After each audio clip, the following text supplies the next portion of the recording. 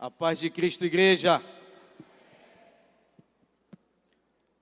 Quero agradecer a Deus o privilégio, a oportunidade de poder ministrar a palavra do Senhor na nossa querida e amada igreja. Agradecer o meu pastor e amigo, pastor Silas Filho, e agradecer a todos os irmãos. Antes de ministrar, eu quero aproveitar também esta oportunidade para falar da Faculdade Vitória em Cristo. Faculdade Vitória em Cristo é um sonho que Deus transformou em realidade. Deus ainda transforma sonhos em realidades, irmão. E hoje a faculdade ela tem uma graduação em teologia, reconhecida pelo MEC, é um bacharel de 3 anos de duração. Quem é aluno da graduação, levanta a mão. Olha, vários irmãos aqui são alunos da graduação, acabaram de sair da semana de provas, cabeça fumegando. E para quem estava esperando, a graduação está novamente com as matrículas abertas. A graduação ela tem matrículas sazonais no início de cada final e início de semestre. Então, para a turma que vai começar no segundo semestre desse ano, as matrículas já estão abertas. Se você estava esperando para se matricular, a janela está aberta para você. Além da graduação, nós também temos uma pós-graduação. Se você já é graduado em alguma área e deseja aumentar o seu conhecimento numa pós-graduação reconhecida pelo MEC, a matrícula também está aberta. Na pós nunca fecha, ela fica aberta o ano inteiro. E além desses 2 cursos, tem o Xodó. O Xodó é o nosso seminário teológico, e ele acontece de forma online e presencial. Muitos irmãos procuram, pedem, mas pastor, não tem uma aula presencial? Tem. Se você quer aprender mais da palavra de Deus, todo culto aqui nós anunciamos, pastor Silas Filho sempre nos motiva, nos impulsiona. Venha assistir uma aula totalmente gratuita na quinta-feira às 8 da noite. Pastor Anderson é o nosso professor presencial. Você tem acesso a uma plataforma com aulas gravadas, apostilas, exercícios, e uma vez por semana você vem aprofundar o seu conhecimento, ter uma troca de informações, tirar suas dúvidas, momento de comunhão. O crente gosta de comer, né, irmão? Então sempre tem lá bolo, o povo traz, café, suco, pizza, é uma bênção. E já não está quase cabendo na sala, sabia, pastor? A sala 7 já não está quase cabendo mais. E eu quero que ela não caiba mesmo, irmão, que a gente vai para uma sala maior e vai ser bênção para nós. E hoje, irmãos, é um dia muito especial. Hoje se comemora o Dia do Pastor, Dia Internacional do Pastor. Eu ainda não consegui responder a todas as mensagens que eu recebi, mas prometo que antes de dormir eu acabo de responder a todas elas. Eu não poderia perder essa oportunidade de agradecer e homenagear o nosso pastor, né? Então queria que ele viesse aqui receber um presente dos pastores da nossa igreja. Essa aqui é uma Bíblia especial, irmão. Os irmãos olharam ali, alguns ficaram assim, né? O pastor subiu com uma Bíblia, né? Essa aqui é um lançamento da Sociedade Bíblica, que ela tem 5 Bíblias dentro de uma. Então aqui dentro tem a tradução brasileira, a Almeida Revista e Corrigida, a Almeida Revista e Atualizada, a Nova Almeida Atualizada e a versão NTLH, numa versão comparativa. E eu quero presentear o nosso pastor. Isso aqui dá para sentir o peso da palavra.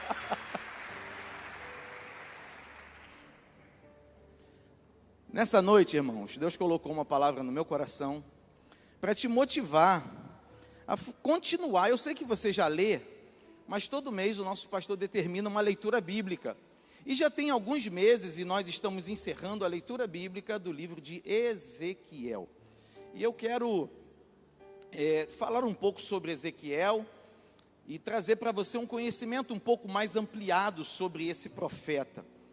O título que eu dei para essa mensagem é a mensagem de Ezequiel, juízo e esperança para o povo de Deus. O contexto histórico do livro de Ezequiel é a invasão da Babilônia e os primeiros anos do exílio babilônico. Nabucodonosor levou cativos os judeus de Jerusalém para a Babilônia em 3 ataques que ele fez à terra de Israel. Em 605 a.C., jovens judeus escolhidos foram deportados para a Babilônia. Entre eles estava Daniel e seus 3 amigos, Ananias, Misael e Azarias. 8 anos depois, Nabucodonosor voltou e levou 10.000 cativos para a Babilônia. E nessa segunda leva estava Ezequiel entre eles.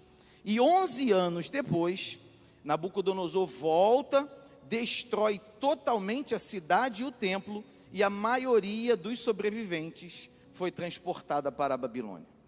Ezequiel tinha 17 anos, mais ou menos, quando Daniel foi deportado, na primeira leva, e portanto os dois eram praticamente da mesma idade.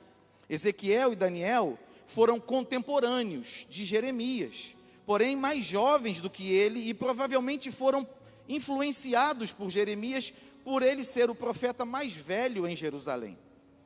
Quando Ezequiel chegou à Babilônia, Daniel já era bem conhecido como homem de elevada sabedoria profética. Ezequiel refere-se a Daniel 3 vezes no seu livro. Ao contrário de Daniel, Ezequiel era casado e vivia como um cidadão comum entre os exilados judeus junto ao rio Quebar. Eu não coloquei aqui, mas o livro de Ezequiel narra a morte da sua esposa, e é uma narrativa muito interessante que você pode ler e aprender um pouco mais sobre como Deus se revela aos homens. O ministério de Ezequiel ocorreu durante a hora mais tenebrosa da história do Antigo Testamento. Os 7 anos que precederam a destruição da cidade de Jerusalém e do templo, e os 15 anos seguintes a essa destruição. Ezequiel, cujo nome significa Deus fortalece, era de família sacerdotal e passou os 25 primeiros anos da sua vida em Jerusalém. Estava se preparando para o trabalho sacerdotal do templo, quando foi levado como prisioneiro para a Babilônia, e você já sabe, isso se deu na segunda leva. 5 anos mais tarde, aos 30 anos de idade, Ezequiel recebeu sua chamada profética da parte de Deus, e a partir daí, ministrou fielmente durante 22 anos. O propósito das profecias de Ezequiel foi, primeiro, entregar a mensagem divina do juízo ao povo apóstata de Judá e Jerusalém, e às 7 nações estrangeiras ao seu redor. Em segundo lugar, conservar a fé do remanescente fiel a Deus no exílio, concernente à restauração de seu povo, segundo o conserto e a glória final do reino de Deus. O profeta também ressalta a responsabilidade pessoal de cada indivíduo diante de Deus, ao invés de somente culpar os antepassados e seus pecados como causa do exílio, como julgamento. O livro de Ezequiel está bem organizado. Seus 48 capítulos se dividem em 4 partes principais. Primeira parte, o chamado de Ezequiel, capítulos 1 a 3. Segunda parte, o juízo sobre Israel, do capítulo 4 ao 24. Terceira parte, o juízo sobre as nações, do capítulo 25 ao 32. E a quarta e última parte, a promessa de restauração, do capítulo 33 ao 48. No contexto neotestamentário, nossos dias, atualidade, o povo de Israel representa todas as pessoas que se afastaram de Deus. Deus nunca abandonou Israel, da mesma forma que nunca abandona nenhuma pessoa. O desejo de Deus é que todos sejam salvos e abençoados. Por isso, a mensagem de Ezequiel termina com esperança e promessa de restauração. Romanos 12, 2 diz: e não vos conformeis com este mundo, mas transformai-vos pela renovação da vossa mente, para que proveis qual é a boa, agradável e perfeita vontade de Deus. E eu quero falar um pouco sobre a promessa da restauração. A última parte, que é a parte inclusive que nós estamos lendo neste mês, para que você possa compreender um pouco mais acerca daquilo que Deus tem para a nossa vida, porque como esse versículo de Romanos diz, é necessário que a nossa mente, ela se renove, ela se transforme, que nós não venhamos a ficar estagnados, com a mente parada, achando que Deus não nos ama, que Deus não tem algo bom para nós. Muitas pessoas pensam assim, que Deus é um carrasco que quer punir, que quer o mal, quando na verdade Deus quer o nosso bem. Deus quer que nós vivamos em paz, Deus quer que nós tenhamos alegria, Deus quer que nós tenhamos saúde. O nosso Deus é um Deus vitorioso, e a vitória dele está sobre a nossa vida. Eu já quero dizer para você nessa noite, que veio aqui louvar e adorar o nome do Senhor, que Deus, Ele é bom, que a sua vontade é boa, é agradável, é perfeita, e que a vontade de Deus se cumprirá na sua vida, no nome de Jesus. A promessa da restauração, Ezequiel 39, de 22 a 29, se você quiser abrir a sua Bíblia, eu vou ler alguns versículos desta última parte do livro de Ezequiel, e você pode acompanhar tanto no telão, como você pode acompanhar também na sua versão bíblica. Eu estou usando a versão NVI, os irmãos sabem que é uma versão que eu acho muito agradável, uma versão muito acessível para o entendimento da palavra de Deus. Ezequiel 39, 22 a 29 diz assim: daquele dia em diante, a nação de Israel saberá que eu sou o Senhor, o seu Deus. E as nações saberão que o povo de Israel foi para o exílio por causa de sua iniquidade, porque me foram infiéis. Por isso escondi deles o meu rosto e os entreguei nas mãos dos seus inimigos, e eles caíram pela espada. Tratei com eles de acordo com a sua impureza e com as suas transgressões, e escondi deles o meu rosto. Por isso, assim diz o soberano Senhor: agora trarei Jacó de volta do cativeiro, e terei compaixão de toda a nação de Israel, e serei zeloso pelo meu nome. Eles se esquecerão da vergonha porque passaram, e de toda a infidelidade que mostraram para comigo, enquanto viviam em segurança em sua terra, sem que ninguém lhes causasse medo. Quando eu os tiver trazido de volta das nações e os tiver ajuntado de entre as terras de seus inimigos, eu me revelarei santo por meio deles à vista de muitas nações. Então eles saberão que eu sou o Senhor, o seu Deus, pois embora os tenha enviado para o exílio entre as nações, eu os reunirei em sua própria terra, sem deixar um único deles para trás. Não mais esconderei deles o rosto, pois derramarei o meu espírito sobre a nação de Israel. Palavra do soberano Senhor. Você pode dizer glória a Deus, irmão? Você pode dar um aplauso para Jesus pela sua palavra. Essa é uma promessa de restauração, e a gente precisa entender que todas as nossas decisões e todas as nossas atitudes sempre trarão consequências sobre nós. O nosso Deus é bom, a sua vontade é nos abençoar, os seus planos são maiores do que os nossos planos, mas é necessário que nós estejamos debaixo da sua proteção, debaixo do seu cuidado, vivendo de acordo com a sua palavra e cumprindo tudo aquilo que ele determinou para nós. O que aconteceu com o povo de Israel, como nós acabamos de ler, foi que o povo abandonou a Deus. E quando o povo abandonou a Deus, eles perderam a sua comunhão, eles perderam o seu contato, e por conta desse abandono, desse distanciamento, eles foram oprimidos. E a verdade, igreja, é que esse princípio continua a ser o mesmo. Toda vez que um homem, uma mulher se afasta de Deus e busca viver a sua vida da sua maneira, que não se preocupa com aquilo que a palavra do Senhor nos ensina, certamente esse homem, essa mulher, vai colher os frutos da sua iniquidade. Deus não se deixa escarnecer. Aquilo que o homem plantar, ele também colherá. Mas a vontade do Senhor é restaurar.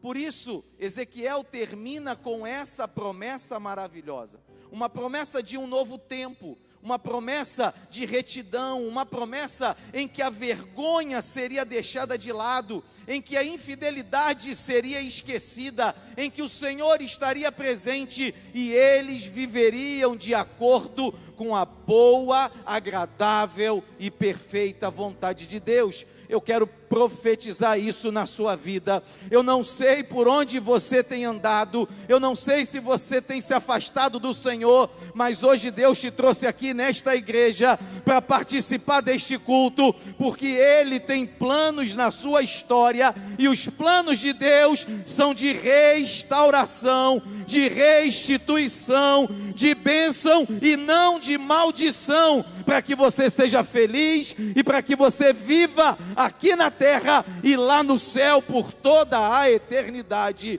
no nome de Jesus.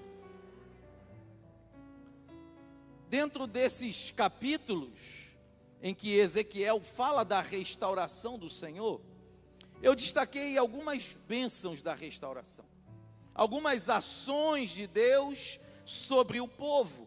E como você já entendeu que aquele povo de Israel infiel, o qual Deus estava trazendo de volta, estava restaurando, se refere a todos nós, se refere a todas as pessoas que em algum momento de sua vida abandonaram, ou se afastaram, ou não reconheceram Deus como Senhor.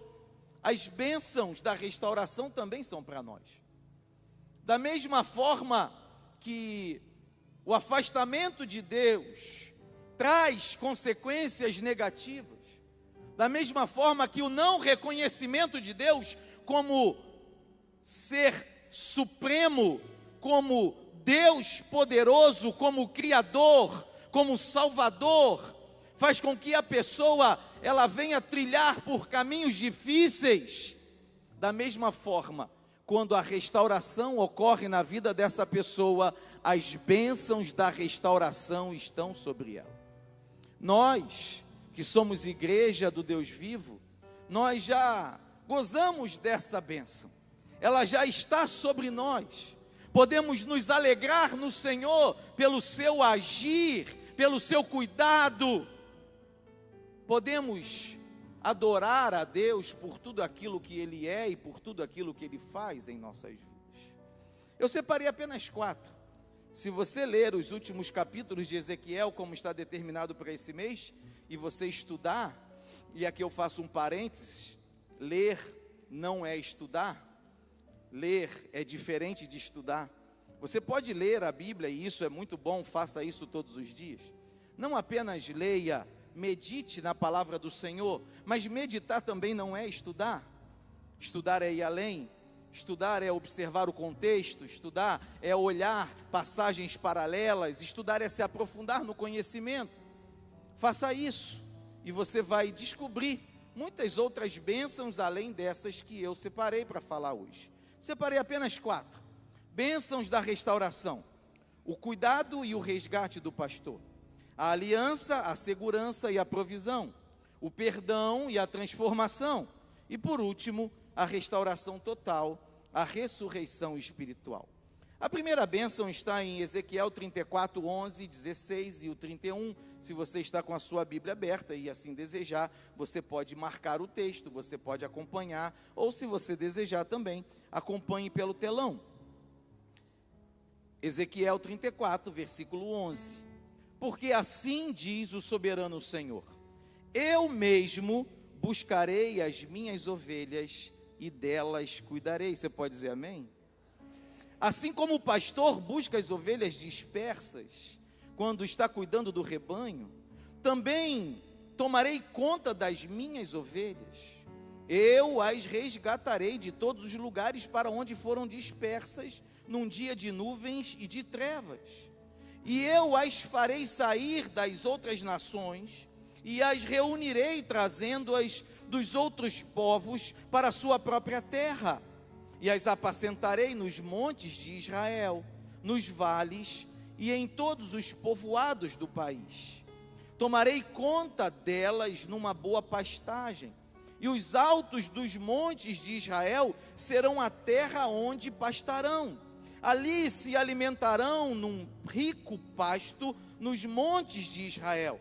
Eu mesmo tomarei conta das minhas ovelhas e as farei deitar-se, palavra do Senhor. Procurarei as perdidas e trarei de volta as desviadas. Enfaixarei a ferida e fortalecerei a fraca, mas a rebelde e forte eu a destruirei. Apacentarei o rebanho com justiça. Vocês, minhas ovelhas, ovelhas da minha pastagem, são o meu povo. Eu sou o seu Deus, palavra do soberano, o Senhor. Diga glória a Deus, igreja. Diga amém. Essa primeira bênção da restauração nos fala que o pastor nos resgatará. Ele mesmo virá cuidar de nós. Essa é uma bênção que Jesus cumpriu na nossa vida. Jesus é o bom pastor. João 10, capítulo 10, versículos 14 e 16 diz: eu sou o bom pastor, conheço as minhas ovelhas e elas me conhecem, assim como o Pai me conhece, eu conheço o Pai e dou a minha vida pelas ovelhas. Tenho outras ovelhas que não são deste aprisco, é necessário que eu as conduza também. Elas ouvirão a minha voz e haverá um só rebanho e um só pastor. Eu quero que você se alegre no cuidado do teu pastor. Quem aqui é ovelha do Senhor Jesus? Quem aqui faz parte do rebanho do Senhor Jesus? Eu quero dizer que o nosso pastor cuida de nós. Hoje é o dia do pastor e o Senhor Jesus é o sumo pastor da igreja. É Ele quem traz de volta as perdidas, é Ele quem cuida das feridas, é Ele quem guarda, é Ele quem abençoa. Essa é uma bênção da restauração. Você está debaixo do cuidado do pastor. Nada neste mundo pode te ferir. O inimigo não tem acesso a você, porque a sua vida, a sua família estão debaixo da proteção e do cuidado do pastor, que é Jesus, o bom pastor. Oh, aleluia! A segunda bênção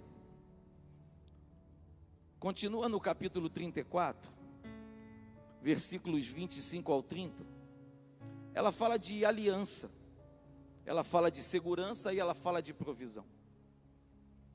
Versículo 25: farei uma aliança de paz com eles, e deixarei a terra livre de animais selvagens, para que possam com segurança viver no deserto e dormir nas florestas.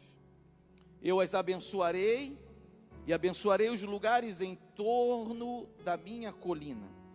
Na estação própria farei descer a chuva. Haverá chuvas de bênçãos. As árvores do campo produzirão seu fruto, e a terra produzirá a sua safra. O povo estará seguro na terra, e saberão que eu sou o Senhor. Quando eu quebrar as cangas do seu jugo e livrá-los das mãos daqueles que os escravizam, eles não serão mais saqueados pelas nações, nem os animais selvagens os devorarão. Viverão em segurança e ninguém lhes causará medo. Eu lhes darei uma terra famosa por suas colheitas, e eles não serão mais vítimas da fome na terra, nem carregarão a zombaria das nações. Então eles saberão que eu, o Senhor, o seu Deus, estou com eles, e que eles, a nação de Israel, são o meu povo. Palavra do soberano Senhor. Oh, irmão, diga glória a Deus, diga aleluia, toma posse dessa palavra para você. A primeira coisa que me chama a atenção é: farei uma aliança de paz com elas. E o Senhor está se referindo às ovelhas. O nosso Deus é um Deus de aliança. O nosso Deus é um Deus de compromisso. Quem tem aliança com Deus nessa noite, diga: Senhor, eu tenho aliança contigo. E se você tem aliança com Deus, tenha convicção na sua vida que Ele também tem aliança com você. E a aliança com Deus é poderosa. Muitos buscam alianças terrenas, Muitos buscam alianças com homens poderosos, mas de nada adianta, porque homens são falíveis, mas o nosso Deus é infalível. O nosso Deus é o Senhor de toda a terra, e todo aquele que tem aliança com Deus, e Deus tem aliança com ele, pode ficar tranquilo, porque é Deus quem garante a nossa vitória. A aliança é forte. O nosso Deus é um Deus de aliança. O texto fala de provisão. O texto fala de chuvas de bênçãos. O texto fala de abençoar os lugares, de abençoar o fruto. A terra produzirá a sua safra, o povo estará seguro. O texto fala que nós viveremos em segurança e ninguém vai nos causar medo, que Ele nos dará uma terra famosa por suas colheitas, e não seremos vítimas da fome, nem carregaremos a zombaria das nações. O texto fala de prosperidade. O texto fala da bênção do Senhor sobre a nossa vida material. Eu quero profetizar essa palavra sobre a sua vida. Haverá prosperidade sobre as suas finanças. Haverá prosperidade sobre o seu trabalho, sobre os seus negócios. Não faltará nada na sua casa. Aquilo que os seus filhos lhe pedirem, aquilo que os seus filhos precisarem, é o Senhor quem providenciará para que você consiga realizar. Aquele que tem aliança com Deus está debaixo da sua provisão. São bênçãos da restauração. São bênçãos que Deus traz para o povo de Israel. O cuidado de ter o pastor. O Senhor é o meu pastor, nada me faltará. Como é bom saber que temos um pastor que cuida de nós. Quantas pessoas se sentem sozinhas, desamparadas na vida. Quantas pessoas choram porque não sentem o amparo de Deus sobre ela. Mas nós temos o cuidado do nosso pastor. Nós temos o resgate do nosso pastor, fomos resgatados da nossa vã maneira de viver, e hoje temos uma nova vida com Deus, uma vida abençoada, uma vida de paz, uma vida de alegria, uma vida de vitória sobre as batalhas. E nós temos a prosperidade que o Senhor dá. Eu quero fazer um parêntese e te lembrar que riqueza é diferente de prosperidade. Existem muitas pessoas ricas que não são prósperas. E existem muitas pessoas que não são ricas, mas são prósperas. Porque, em primeiro lugar, a prosperidade está ligada a uma completude da nossa alma. A prosperidade não está ligada somente a recursos financeiros e materiais. Passa por isso sim, mas não é só isso. Existem pessoas que têm muito e são insaciáveis, mas o nosso Deus nos dá aquilo que nós necessitamos, e é Ele quem sacia a nossa alma. Nós somos felizes com aquilo que Deus tem nos proporcionado. Não estamos estagnados nem parados, mas não andamos desesperados, porque sabemos que é o nosso Deus quem prover a cada dia aquilo que nós carecemos e precisamos, e por isso podemos descansar a nossa alma em Deus. Enquanto muitos vivem em aflição, aqueles que foram restaurados, o povo de Deus que reconhece o Senhor como seu único e suficiente Salvador, goza das bênçãos de uma prosperidade plena e de uma saciedade da alma. Provisão do Senhor, segurança para nós. Terceira bênção da restauração: perdão e transformação. Ezequiel 36, 24 a 27. E essa bênção, irmãos, ela é tremenda, porque a nossa vida, ela não é somente o terreno. Há muitos que acham que a vida é somente o tempo que nós passamos aqui na terra. E essa é uma visão tão pequena, é uma visão tão pobre, porque Deus não criou o homem para que vivesse somente 70, 80, 90 anos, quando muito 100. Deus criou o homem para que ele vivesse por toda a eternidade. E essa é a grande verdade bíblica. O homem não deixa de existir com a morte. A morte é apenas uma passagem para um outro momento da nossa vida.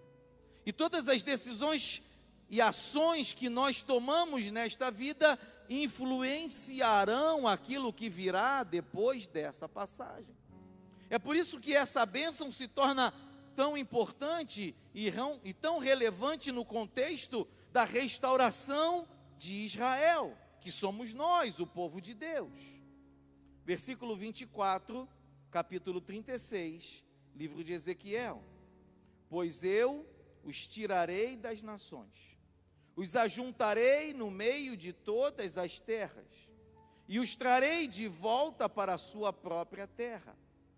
Aspergirei água pura sobre vocês, e vocês ficarão puros, e eu os purificarei de todas as impurezas, de todos os seus ídolos, e darei a vocês um coração novo, e porei um espírito novo em vocês.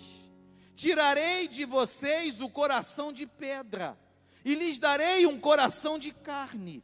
Porei o meu espírito em vocês, e os levarei a agirem segundo os meus decretos, e a obedecerem fielmente as minhas leis. Se eu fosse você, eu dava um glória a Deus, eu dava um aleluia, eu aplaudia ao Senhor pela sua palavra, pela sua promessa. Irmão, essa palavra fala de perdão, essa palavra fala de transformação. O que Deus faz na vida daquela pessoa que o reconhece como Senhor e soberano, que o reconhece como Deus eterno e o reconhece como Salvador. Deus muda essa pessoa de dentro para fora. A transformação que Deus faz, ela não é exterior, ela é interior. É claro que ela vai transparecer. Uma pessoa que aceita Cristo, que vive de acordo com a palavra, que está debaixo das bênçãos da restauração, ela é diferente, ela fala diferente, ela se veste diferente, ela age diferente. Seus princípios não são mais os princípios do mundo, passam a ser os princípios de Deus, e isso acontece porque o coração dela mudou. A palavra é clara: eu lhes darei um novo coração. Quem já recebeu um coração novo de Deus aí? Quem está com um coração novo de Deus aí batendo no seu peito? Um coração cheio de amor, um coração cheio da presença do Espírito Santo, um coração que transborda de vontade de estar perto de Deus. Esse é o novo coração. Um coração quebrantado e contrito não desprezará o Senhor. O texto é lindo. O texto diz: tirarei de vocês o coração de pedra e lhes darei um coração de carne. Oh, igreja, isso é maravilhoso demais. Pessoas que têm um coração empedernido, um coração duro, pessoas que são incrédulas, não conseguem ver Deus num amanhecer, não conseguem ver Deus nas maravilhas da natureza, não conseguem ver Deus na sua expressão maior, que é a criação do universo. Hoje Deus arranca esse coração de pedra, coloca um coração de carne. Lhes darei um novo coração e colocarei neles um espírito novo. Hoje o Espírito de Deus entra na sua vida, joga tudo o que era velho fora e começa uma nova história com Deus, uma história de vitória, uma história de amor, uma história de paz, uma história de bênção para você, para sua família e para toda a sua descendência. Oh, aleluia! João capítulo 3, versículo 3, 5 e 6, numa conversa muito especial de Jesus com o mestre Nicodemos, nos mostra isso no Novo Testamento. Jesus respondeu e disse: na verdade te digo, que aquele que não nascer de novo, não pode ver o reino de Deus. Na verdade te digo, que aquele que não nascer da água e do Espírito, não pode entrar no reino de Deus. O que é nascido da carne é carne, e o que é nascido do Espírito é Espírito. 2 Coríntios 5,17, assim que, se alguém está em Cristo, nova criatura é, as coisas velhas já passaram, e eis que tudo se fez novo. Oh, aleluia! Se alegra na presença de Deus. Você que já é nova criatura, que já tem um novo coração, que já vive as novidades do Senhor, aproveita e agradece. Diz: Senhor, eu te agradeço pela nova vida, eu te agradeço pelo novo espírito, eu te agradeço pelo novo coração, eu te agradeço porque as coisas velhas já passaram. Aquela vida de pecado, a vida de prostituição, a vida de pornografia, a vida de bebedeira, a vida do vício das drogas, tudo isso já passou, e eis que tudo se fez novo na sua vida. Oh, aleluia! Ah, raciamache cantará-se alamai. Bênçãos da restauração. Quarta e última bênção que eu quero destacar para você. E essa bênção, irmão, ela é tremenda. É uma bênção poderosíssima. Porque você já deve ter percebido que o texto de Ezequiel é um texto cheio de metáforas. E aí me permitam a veia literária do professor de português. As metáforas são próprias do texto profético, porque Deus se revela a nós por meio de figuras e de imagens, para que dentro da nossa limitação humana possamos compreendê-lo e compreender também a sua obra. A grande verdade é que a nossa mente é limitadíssima frente à grandiosidade e superioridade do nosso Deus. A própria Bíblia diz que jamais conseguiríamos compreender Deus na sua essência espiritual e sobrenatural. Então Deus se revela a nós por meio de figuras, por meio de imagens, para que nós possamos, dentro da nossa realidade, compreender. Jesus fez a mesma coisa quando esteve na terra, falando aos homens por meio de parábolas. Jesus usava a realidade dos homens para mostrar princípios espirituais, porque se ele fosse direto aos princípios, os homens não compreenderiam. E essa última bênção que eu quero referenciar, ela traz uma metáfora lindíssima. A metáfora que essa bênção traz, revela a nós uma restauração plena, uma restauração total. Ela fala de uma ressurreição espiritual. E é interessante pensar sobre a questão da ressurreição espiritual, porque nós podemos analisá-la em duas dimensões. Podemos analisar essa restauração plena e total no contexto de uma ressurreição espiritual dentro da realidade terrena, porque aqui vivemos, aqui estamos, e a obra de Deus se realiza na nossa vida aqui. Deus quer que você seja pleno aqui na terra. Deus quer que você tenha uma vida plena aqui na terra. A Bíblia diz que o inimigo veio senão a roubar, a matar e a destruir, mas Jesus veio para nos dar vida, e vida em abundância. Isso fala de plenitude, isso fala de completude. Então a ressurreição espiritual, que se refere à restauração total e plena, ela tem uma dimensão terrena, ela acontece aqui.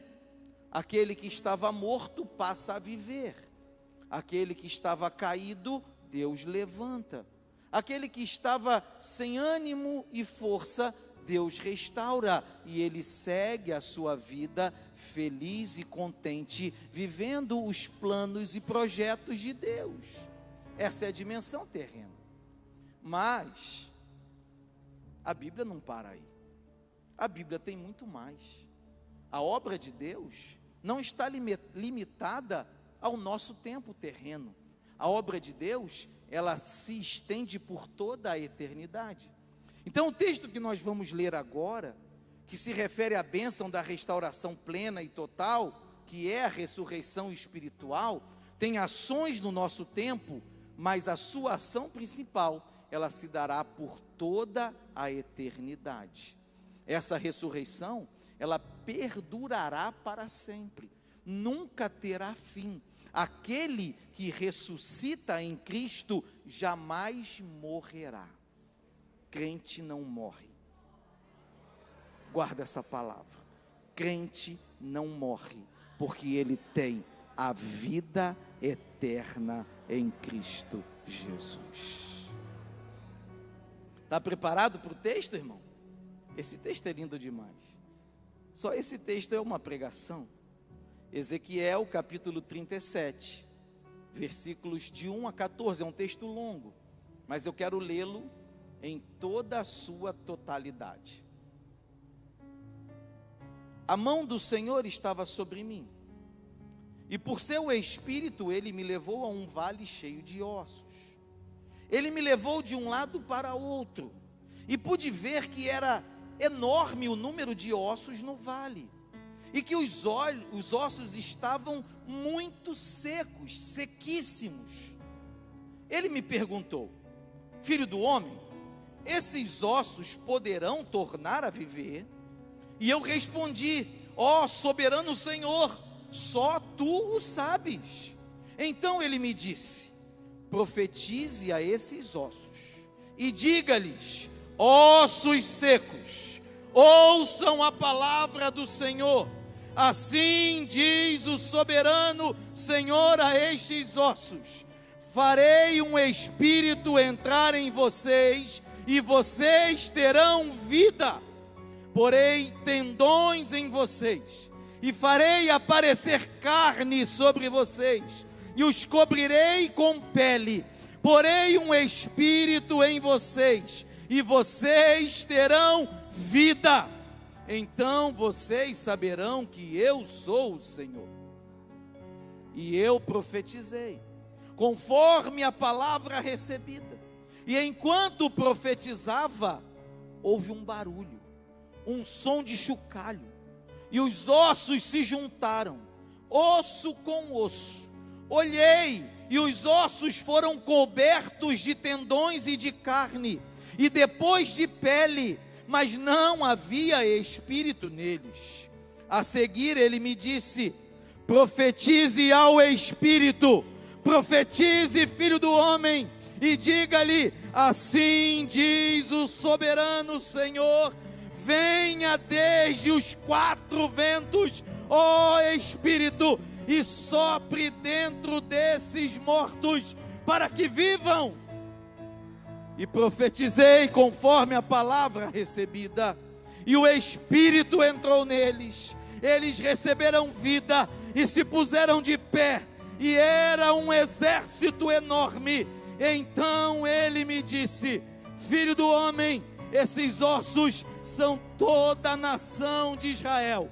Eles dizem: nossos ossos secaram e nossa esperança se foi, fomos exterminados. Por isso, profetize e diga-lhes: assim diz o soberano Senhor: ó meu povo, vou abrir os seus túmulos e fazê-los sair.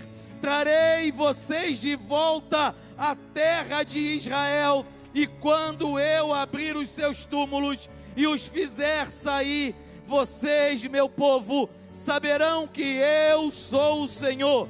Porei o meu espírito em vocês e vocês viverão, e eu os estabelecerei em sua própria terra. Então vocês saberão que eu, o Senhor, falei e o fiz seus companheiros.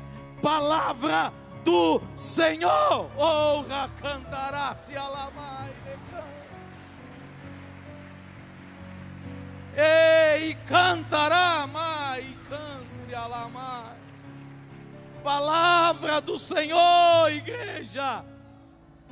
Restauração plena, ressurreição espiritual, vida abundante na terra e eternidade com Cristo no céu.